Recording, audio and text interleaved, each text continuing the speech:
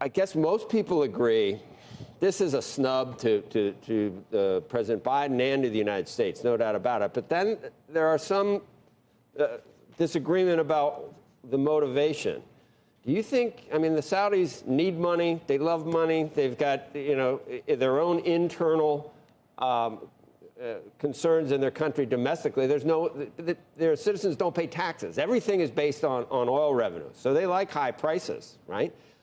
Or are they really doing this to help Putin with to fund that war in Ukraine? What do you think their motivation is?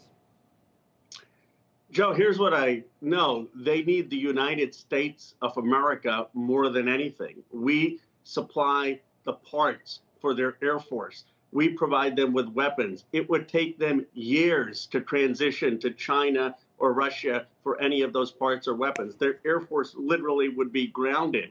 I don't know whether their motivation was to strengthen Putin, but here's the fact. It does strengthen Putin.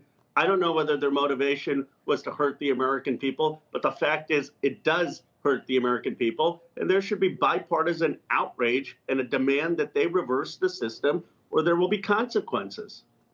They point to, and I don't know whether you think this is right or wrong either, there could be central bankers around the world. There could be a sharp slowdown in global growth. And in previous recessions, we've seen oil drop precipitously. We never thought it would see $20 or $30 a barrel again, but that can happen. So couldn't they argue that they're just protecting their, protecting the revenue that they need that's generated through oil? At the expense of the American public. I mean, it's not acceptable. If they were a country that was not dependent, Joe, on us, that would be one thing. But they literally, their entire military is dependent on us. We were supporting them when they launched the brutal war in Yemen, which continues, the largest humanitarian crisis in the world. I mean, before Putin's invasion of Ukraine, it was the biggest foreign policy crisis. They murdered Khashoggi, who was a Washington Post journalist. So now they're coming in just when oil prices have come down, just when the American people finally are getting under $4, and they're taking this decision in contrast to not just what the president has said. I don't think you could get a Republican senator on, or Republican House member saying, yes, we think it's a good thing that Saudi Arabia is cutting oil. So, well, let me read something I heard earlier this morning from former Senator Judd Gregg. He's not a flamethrower. I'm sure you know him. He's a reasoned, wonderful man.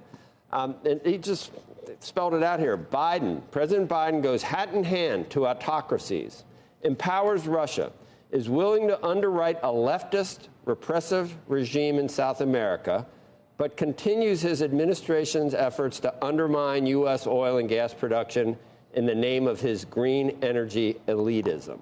And that's why we're in this mess right now. Have your views evolved on that? Because, I've seen video of you sort of asking our oil producers, why haven't you matched the production cuts that we've seen from the oil producers over in Europe? And now we see what Europe's facing. Have you evolved to some extent on that view?